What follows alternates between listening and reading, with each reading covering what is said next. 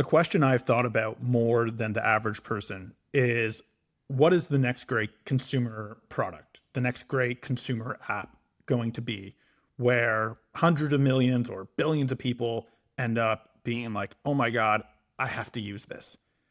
And in my thinking about that question nonstop for 10 plus years, the place I have landed today and have never felt more strongly about is that the next great product is going to be something that really breaks the mold from the previous generation of great consumer products. And the previous generation of great consumer products were products like TikTok, Facebook, Snapchat, those kinds of things. And at this point, those products are all 10 plus years old, a common theme amongst all of them. And that common theme is that they are free and they are advertising based. That is how they monetize. And as a result, the fact that they're free and advertising based, these companies have an incentive to keep the users on that apps as long as possible so that they can show more ads, and more ads equal more money. And that is the basics of how these products work. And as a result, these really, really amazing products have been made, probably the best of which is TikTok, where anybody can download an app and within a minute, 2 minutes, the algorithm starts learning what you like, what you don't like. And whether you're an 85-year-old man or a 15-year-old girl, doesn't matter. It's going to pick up who you are, what your interests are. And very, very quickly, it's going to show you incredible content. And you don't need to know a thing. You just got to be able to move your thumb, swipe up, and the technology, the AI in the background, that does the rest. And we have these great products where they're able to have you on their platforms for sometimes hours a day. And when they have people on their platforms for hours a day, it means they had ad inventory that they can show. And a lot of ad inventory they can show, which is great for their business. And I'm not of the belief that these companies are bad or evil or they are doing something that is just really, really harmful. I worked at one of those companies. I worked at Snapchat. Especially Snapchat, I do not believe that they are of this mold where they're trying to actively harm people or they're just bad companies. I do not believe that. Companies are companies and they're going to follow their incentives, and their incentive is to keep people on their app as long as possible. And that is what it is. But as a result, the world, the general population, they are sort of tapped out of time, where if you're not enjoying TikTok, then you can go to Instagram and you can scroll on Reels. And if you're not enjoying Reels, you can go to YouTube. And if you're not enjoying YouTube, you can go to Netflix. And if you're not enjoying Netflix, you can go send a snap on Snapchat. And there are these very mature products that are incredible products that have hundreds and thousands of people and invest billions and billions of dollars to capture your attention. And they have become incredibly successful at doing so. They really have. And as a result, our attention is fully allocated effectively. Boredom is not really a thing that have to even think about. If you have an iPhone, boredom is a choice, because if you don't want to be bored, you can go to TikTok, Instagram, YouTube, Snapchat, Netflix, pick your poison. You can go to all of them and occupy some of your time. I'm not here to make a moral judgment of whether that is good or bad, but what I am here to say is I was a part of that. I literally worked at one of these companies, making me a particularly largish part of it, or more than the average person. But also, I spent 8 hours on my phone for 10 plus years, every single day. 8 hours a day. I think the average is around 5-6 hours a day. I was at the higher end. I was more than average of how much I used my device. I was fully a part of this. And then 11 days ago, I said, I'm going to make a change. And that change was, I am only going to use an Apple Watch and my laptop, and I'm not going to use my iPhone. I want to see what would happen. And I obviously have some vested interest in this with my company that I'm doing, but I want to see just as an experiment, just like, what is this like? Like, what is going on when I stop using my phone and I don't have the notifications from TikTok. I don't have to refresh Twitter. I don't have from Snapchat or Gmail or Amazon or ESPN. What is my life like when I stop that? Because that has been ever present for years and years, and I think a decade plus of my life, where I did not go a day without any of these things.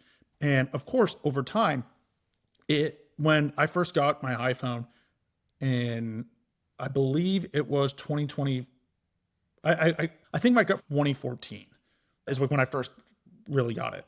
And then in 2014 to 12 years, my screen time definitely just kept creeping up because, again, in 2014, what did you have? Instagram was a thing where you had 50 followers and some people that you knew and you just posted. The algorithm wasn't that good. You can scroll 2 hours a day on Instagram if you tried. There just wasn't enough stuff.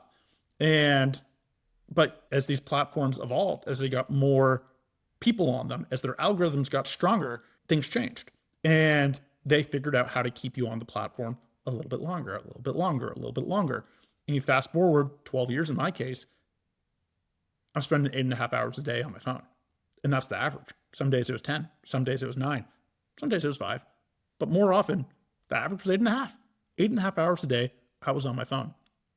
And 11 days ago, I just gave it up. I was like, no, stop. And what I thought I would be giving something up. I thought this was going to be hard. I thought this was going to be something that was challenging and I had to persevere, and it was just going to be this thing I was going to do, and it was going to be a grind, but I was going to do it. I was so wrong. This has been, first of all, a very giving experience. And what I mean by that is I've gotten more out of life. I've gotten more focus. I've gotten more presence. I've gotten more energy by not using my phone. And I've lost nothing.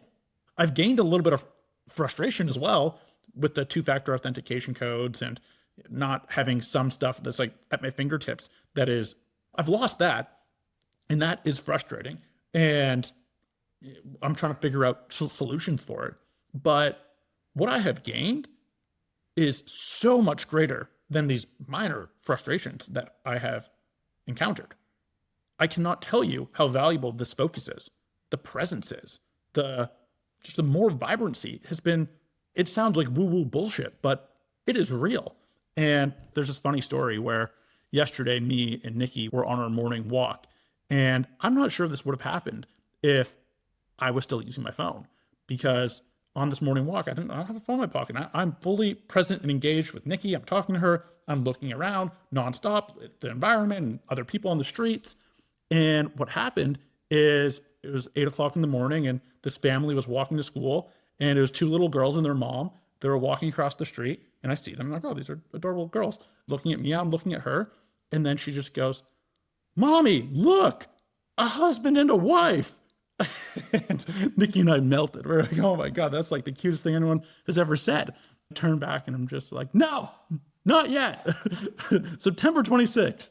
And then the mom was like, oh, congratulations. And I was like, really, this adorable little moment that happened to us.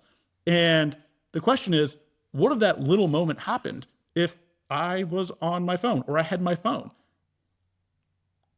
I don't think it would have. I don't. This sounds a little bit crazy, but I am noticing 3, 4, 5 little tiny moments like that every single day that I'm pretty sure would have not happened had I had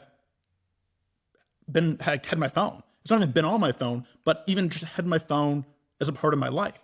Because I've noticed this funny thing when I do not have my phone at all. That is a difference from not having my phone on me. Because previously, when I was using my iPhone actively, there would be moments where I might have left my phone in another room, or It was not directly on me at a given time, but the spiritual sort of like presence of it was ever present.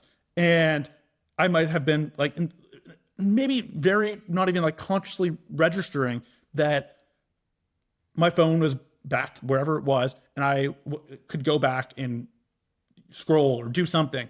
And again, I would have never consciously thought about this, that there's this like background process that's making me a little bit less present when a phone is a part of my life, because I just never would have thought about it. But only when I removed it have I noticed how much more like available and just right in the moment I am when I don't have my phone at all, because I've got no phone to go back to. It's not there. I'm not running back to anything. And that's just been one of the most interesting realizations from this whole thing, where your whole demeanor changes when you no longer have a phone. And the benefits are really, they're a little bit corny, but they are so palpable. They are so real. It has nothing to do about giving something up. You gain so much more. For me, I have gained so much more by doing this. And it boils down to more presence, more focus, more energy, more life. That's what it is. And I could probably keep going. It's more curiosity, because now you're just looking around at things. It's more boredom, but like the boredom gets filled with other things that are really quite interesting and stimulating, and they feel kind of great. It is really the most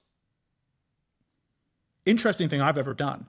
And to bring all of this full circle, where what are the next great consumer products like the last 10, 15 years? It's all been these products that have sucked up your attention. And what does that mean? I think that the silent thing that is ever present in all of our lives, it is phones. It is smartphones, it is iPhones, it is Androids. These are the things that literally all of us have. All of us have them.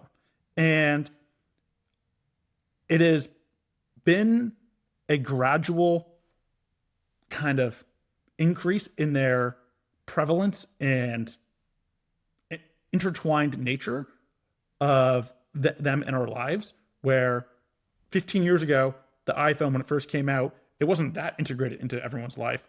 7 years ago, 5 years ago, it was definitely a lot more integrated. And today, holy shit, iPhones run everyone's life. It is the centerpiece of everything.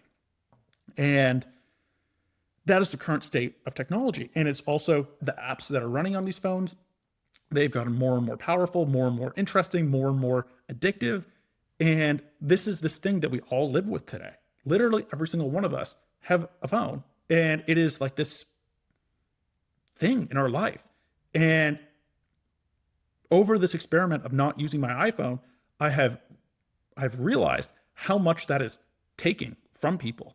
And I am so excited, where it has never been more clear to me that this is the next great opportunity for businesses and to build great products, is to tap into this energy that I'm feeling right now, where by not having my phone, I'm gaining so much.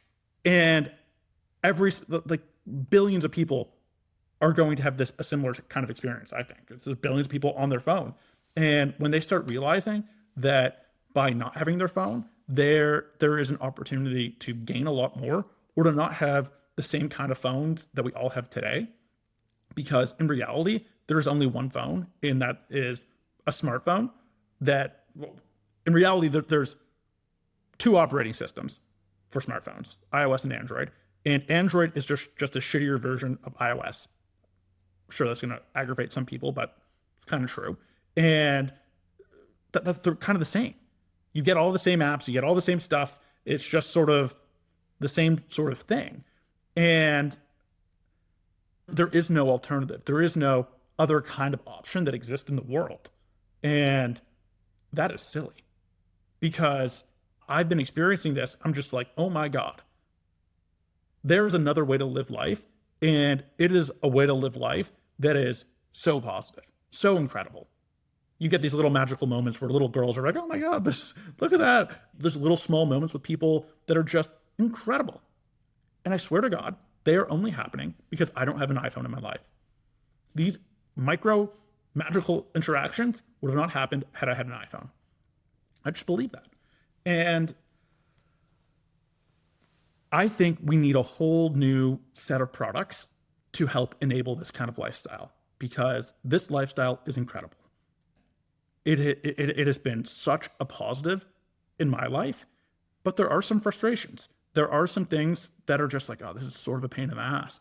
I wish this was a little bit easier. Or for me, I like my podcast. My podcasts don't feel like they're harming my life, or my audiobooks, or the ability for to listen to a podcast in my car. Like, that'd be great. I can't do that with this. And these are the frustrations that exist right now. And it's just like, we need a whole new set of companies to help support this new way of life. And I don't think, this is a whole other topic, but the consumer market has been neglected by really smart people for a very long time, because they just haven't, they're like, well, what is there left to build? You're competing against TikTok and Instagram and YouTube and Netflix and all these things. It's just like, dude, a startup can't really play in this environment anymore. All the really smart, technologically minded people, they end up building things in different realms. They go build B2B something. They build some, sell to small businesses or large businesses or an AI law firm, whatever. There's nothing wrong with that. But there is a whole class of builders that have neglected trying to build for the consumer market, because any rational person's like, there's nothing to do here. We can't play. But the issue is they're looking at it wrong, because the market is changing. There's this new massive opportunity where it's just like, it's not the attention economy anymore. You're right. There's nothing left there. You cannot compete against TikTok or Instagram or Netflix. It's a loser's game. And it's also a game that the population doesn't feel great about it. They're not like, oh my God, like, I just need one more app to cram in between my doom scrolling. Like, that's really what I need. No one's saying that. They're just like, God fucking damn it. I'm spending too much time on all these things. And it's just like, ugh, I feel this mild numbness in my life. And it's just like, it sucks. And we need people to be building for this other future that is like, hey, you don't need to be doing this. You don't need to be on your phone all the time or doom scrolling nonstop. There is this other way to live life that is incredible. People are going to start picking up on this. This is what I've started to pick up on. And it's just like, holy shit, this is so awesome. But I know not everyone's just going to be like, all right, see you never, iPhone. I'm going to just wear an Apple Watch and use my laptop, and this is my life. That's not how the world works. Most people, they're just not going to do that. There needs to be products made that make transitioning to this lifestyle easier. And by transitioning to this lifestyle, I'm of the belief it's freaking incredible. And I think other people are going to see what I'm seeing, and they're going to want to do it. And now it's my job and other people's job to build products and services that are aligned with this ethos and make it easier for more people to participate in this lifestyle. It is such a net positive. It is such an incredible thing. And maybe there's other people that that this wouldn't be as meaningful as it has been for me. But as someone who was hyper online, spending 8-9 hours every single day on my phone, to cold turkey stop and live this new lifestyle. And it's just like, oh my God, what have I been doing for the last 10 years of my life? It sort of feels like that, where it's just like, what was I doing? What did I miss? Like, this is crazy. And obviously, as you can probably tell, I've got no plans to going back to this other life where I have my phone on me 24/7. Like, I'm just not going to do that. I'm sure a phone will play some role in my life eventually, but to the capacity that it used to, like, absolutely not.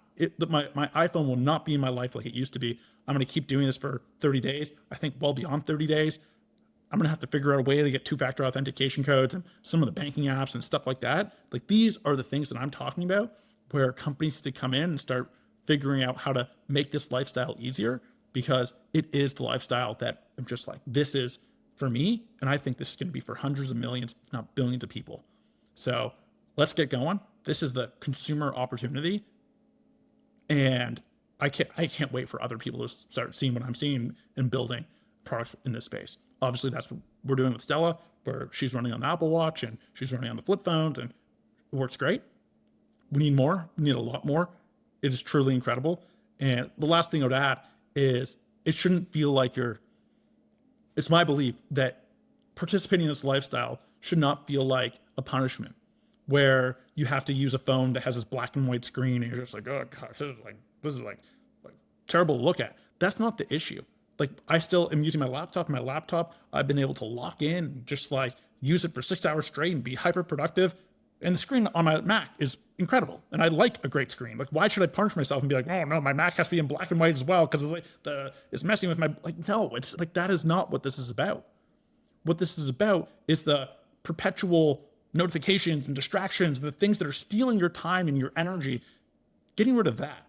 And that has nothing to do with all this other, like, you shouldn't have to have shittier technology just to live this life. You should be able to have all the good stuff and just not the bad. And that's what we need more people building towards. That's what we're trying to build towards. This is not a punishment. This is not like you got to sacrifice and you got to eat this, take your medicine. No, this is better. You get more out of life when you do this. And your life is better when you do this. That, full stop. And we need products to support that. And if your products are built in such a way where it feels like punishment, that's not it, in my opinion. So, day 11, no iPhone. It is fucking incredible. And if anyone is curious about doing this, I would love to hear it.